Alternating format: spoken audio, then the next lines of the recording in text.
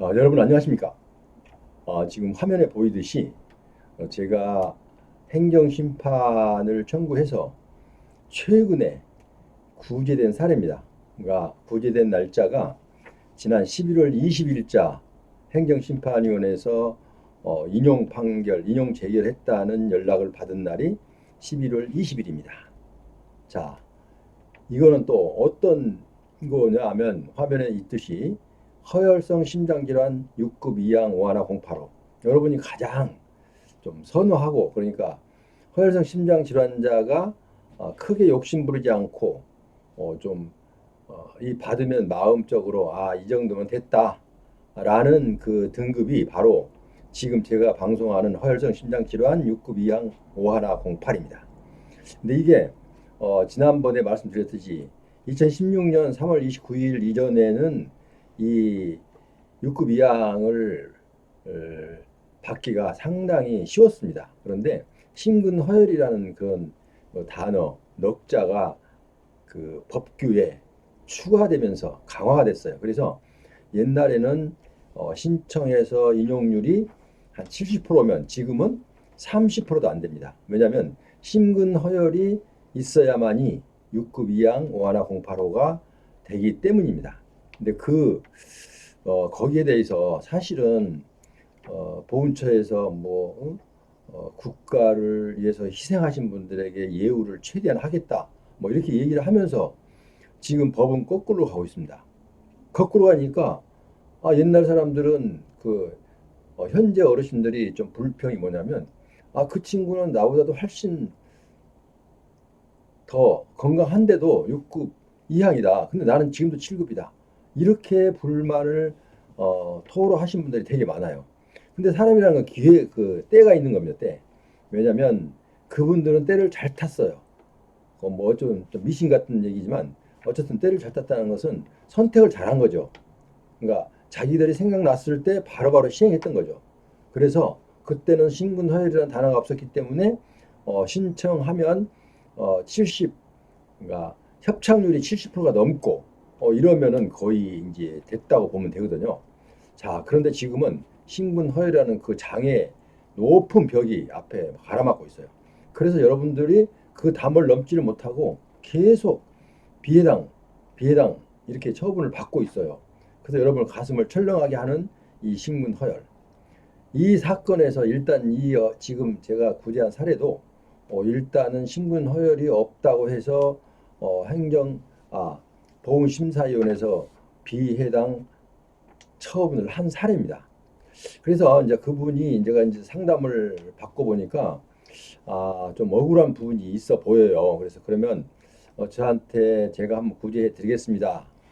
했더니 이분도 약간 처음에 의아해 하더라고요. 왜냐면 이게 내가 심근 허혈이 없다는데 이게 구제가 될까라고 이제 거기에 꽉 틀에 박혀서 그러시더라고요. 그래서 그러면은 한번 해봅시다. 내가 그, 한번 진행을 해보겠습니다. 행정심판을. 자, 이렇게 얘기를 된 사건입니다. 그래서 어쨌든 결과는 11월 20일 날 신청한 지 한 5개월 만에 지난 11월 20일 날 일단 인용 재결을 받았습니다. 이제 그래서 이제 보훈처에서 이달부터 다음 달 15일부터 이제 7급에서 6급 이항으로 보상금을 이제 올려서 받게 되겠죠. 자, 그래서 이런 사례를 또 여러분께 소개를 안 할 수가 없었어요. 왜냐하면 상당히 여러분들이 관심거리고 내가 또 이 최근에 구제했던 사례니까 여러분께 안내 말씀드리거든요. 그러니까 한번 설명 들어보시고 어쨌든 여러분께서 여기에서 많이 고민하고 계신 분들은 저에게 전화를 주셔서 상담을 해도 좋습니다. 자, 그러면 방송에 앞서서 저희 방송에 구독자가 아니신 분은 자, 구독 버튼을 부탁드립니다. 무료입니다. 무료. 구독 버튼을 누르시면 회원이 아니고요. 회비가 발생한다고 생각하시는 분도 계시는데 회비는 전혀 없습니다. 무료입니다. 그리고 좋아요, 알람 설정하면 여러분과 저와 상호 서로가 이익입니다. 왜냐하면 제 방송이 여러분의 핸드폰에 2, 3초간 잠깐 공지를 하기 때문에 그렇습니다. 자, 그럼 이제 한번 어떻게 해서 이게 구제가 됐나 한번 볼게요. 이분이 일단은 어디까지는 통과됐냐면 노동력이 일반 평균의 3분의 1 이상 잃은 사람으로서 그리고 그 주요 부분, 그러니까 관상동맥 주요 부분이 70% 협착률이 있고, 그러니까 그 혈관이 좋아졌다는 거죠. 70%나 좋아졌어요. 그러니까 30% 갖고 지금 살고 있는 거예요. 자, 그런데 이 70% 이상 거기까지 자격을 갖추신 분들은 많습니다. 그런데 이 심근허혈이 없어도 된다는 설명을 제가 며칠 전에 한번 방송을 했는데요. 이분들이 좌측, 그러니까 ML이나 PLAG, 그러니까 좌측 심방의 본심방에 관련된 그 질환이 거기서 발생했다면 다행스럽게 아주 다행입니다. 그랬다면 심근허혈과는 무관합니다. 심근허혈이 없어도 됩니다. 그런데 그 좌측 심방 ML이나 PLAG라는 그거를 자 ML이나 PLAD 그게 ML이 뭐냐면 좌주간지 관상동맥이고 그리고 PLAD는 좌전 하행 근위부예요. 좌전 하행. 그러니까 좌전 쪽이 좌전 주간지 쪽이 훨씬 유리하다. 우전은 아까 심근허혈이 있어야 되기 때문에 장벽이 높다. 이렇게 설명할 수가 있고요. 자, 그래서 근데 이 어르신도 좌전은 아니고 그 좌전 ML이나 PLAG 그러니까 좌전 근위 좌전 관상 동맥도 아니고 좌전 하행기 근위부도 아니에요. 그러니까 어떻게 해요?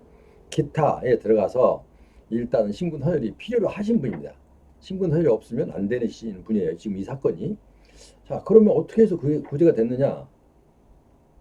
이제 이거는 제가 이제 뭐 여러분께 다 몽땅 이렇게 여기서 여러분께 다 알려드릴 수는 없고 일단은 그 부분을 심근허혈의 인정받기 위한 그 방법, 그러니까 요령도 필요한 것입니다. 자, 왜냐면 이분들이 이제 원래 수술하게 되면은 일단 조영술 검사를 하게 됩니다. 조영술 검사. 조영술 검사를 받게 되면 여기서 아까 내가 좌전 그러니까 좌주간지 관상 동맥인지 ML, LM 참 좌전 하행지 근위부인지 PLAT인지 아니면 그 이외의 주요 혈관인지 이거를 조영술 검사를 하게 되면 이게 나타납니다. 그러니까 의사 그 담당 그 수술을 했던 담당 의사의 의견이 그대로 자유로 소견을 쓸 수가 없는 것이 이게 어차피 그 조영술 검사하면 그 검사 기록도 함께 보훈처로 같이 올라가야 됩니다. 그러니까 진단서하고 소견서하고 그리고 검사 기록하고 그리고 CD하고 이렇게 다 들어가기 때문에 의사가 아닌 것을 허혈심장이 없는데 있다 이렇게 말할 수는 없는 거죠. 그렇다면 바로 거기서 지금 CD에서 드러나기 때문에 그렇게 한 건 아니고요. 일단은 어떻게 했냐면요. 이 부분에 대해서 일단 보훈처에서 비해당 처분을 받고 아무리 생각해도 억울하고 이건 안 되면 안 되는 형편이에요 지금요. 꼭 돼야 돼요. 네, 그래서 행정심판을 이제 의뢰를 받아 제가 했는데요. 이제 그 내용을 살펴보니까 이런 부분이 있더라고요. 그 수술한 의사한테 질문을 해야 되겠는데 그러니까 의견을 좀 들어야 되겠는데 의견을 들을 방법이 없어요. 왜냐하면 의사들이 뭐 한가에 앉아서 놀고 있는 사람도 아니고 옛날에 수술했던 부분을 지금 와서 그 상담을 받아주고 그런 계제는 아닙니다. 왜냐하면 그분들은 진단서나 소견서 발급함으로써 자기가 설명이 거의 다 들어가 있기 때문에 더 이상 설명이 필요가 없는 거예요. 없는 건데 자 그런데 이 진단서상에 약간 모호한 구절이 하나 있었어요. 모호한 구절이 있었는데 그 부분을 알고 싶었어요. 알고 싶었는데 여러 번 시도를 했는데 만나지 못했어요. 그래서 본인한테 한번 들어가서 만나셔갖고 이걸 한번 질문을 하십시오라고 했는데 일단 들어가셨어요. 그래갖고 몇 번인가 일단은 그 시간을 할애를 받지 못하고 와서 그래도 뭔가는 마음에 꼭 생기는 게 있어 받고 싶다 이렇게 해서 그 설명을 들었는데 이제 이 얘기까지만 해요. 심근 허혈이 있기 때문에 이거 수술이 가능했다. 이 얘기를 하는 거예요. 그러니까 심근 허혈이 있기 때문에 수술을 했다. 그러면 지난번에 진단서에 표기를 해주면 됐지. 왜 표기를 안 해주고 이렇게 어렵게 만듭니까? 라고 항변은 못했지만 마음속으로만 항변했죠. 이제 근데 또 항변을 할 수가 없죠 또. 그래서 일단 이런저런 그 절차를 거쳐서 그리고 아주 이 옛날에 그 제가 항상 사례를 많이 이용하거든요. 지난번에 방송도 했듯이 행정심판에서 똑같은 허혈성 심장질환 6급 이항 완화 085에 일단은 해당이 구제가 된 사례를 찾는 거예요. 행정심판 판례든 그러니까 행정심판 내 그리고 아니면 또 법원에서 판결했던 판례 이런 것들을 찾아갖고 유사한 사례가 나오면 그걸 붙이는 거예요. 그래서 내가 그 사례를 찾느라고 시간을 많이 할애했어요. 자, 그래서 똑같은 건 아닌데 일단 유사한 사례를 찾았어요. 찾아갖고 그것을 첨부를 했어요. 추가로 첨부해서 행정심판을 했더니 자, 그 내용에 대해서 상세한 내용을 좀 묻더라고요. 그래서 이제 대답을 해줬는데 물론 서면으로 왜냐하면 지금 구술심의 신청을 안 했기 때문에 구술심의 신청을 하면 본인이 가서 설명을 할 수가 있지만 구술심의를 안 했기 때문에 서면으로 묻길래 일단은 기본적인 거를 의사와 대화 내용을 일단 얘기를 해줬어요.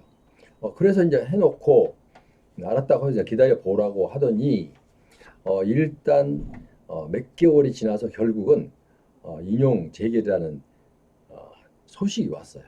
그래서 야 이건 정말 근데 이 어르신도요 이게 없으면 안 돼요. 지금 7급 같고 다른 수입이 없어요. 몸이 아프니까 수입이 없고 그렇다고 해서 뭐 군생활 하다가 돈을 벌어 나온 것도 아니고 그래서 이거 어떻게 하면 좋지 해서 이제 나중에 이제 카드를 갖고 지금 생활이 카드깡을 하고 사는 거예요. 카드를 이제 카드로 빌려서 쓰기도 하고 뭐 물건은 당연히 카드로 했겠지만 그러다 보니까 카드 빚이 막 늘어나는 거예요. 그러니까 만약에 이분이 이번에 6급 이항으로 안 됐으면은 정말 절망의 수렁으로 빠질 수밖에 없는 그런 상당히 좀 긴박한 상황이었어요. 그래서 어쨌든 이런저런 그러니까 보훈처 담당들은 이거 비해당이 맞다고 줄기차게 주장하는 거예요. 그리고 저는 이제 아니다 그거 반박하는 거죠 계속. 그러니까 주장과 보훈처의 아니다 비해당 주장과 그 해당의 반박과 이게 계속 일단은 되풀이 되면서 일단 제가 이겼죠 일단. 그래서 일단 허용이 되는 것으로 됐죠. 그래서 현재 일단은 11월 20일 날 일단 인용 재개를 받은 사례입니다. 그래서 여러분께 지금 소개를 했고요. 자, 그래서 만약에 내가 이런저런 그 사정이 없다 하더라도 한번 행정심판 한번 시도를 해볼 만합니다. 왜 그러냐면 행정심판은 행정심판 청구 진행할 때 비용이 하나도 들어가지 않습니다. 딱 들어간다면 우편료 왜냐면 서류 제출할 때 우편료 몇 번 보충서면하고 할 때 이렇게 몇 번 해서 몇천 원이면 되는 겁니다. 이게 그러니까 비용이 들어가지 않죠.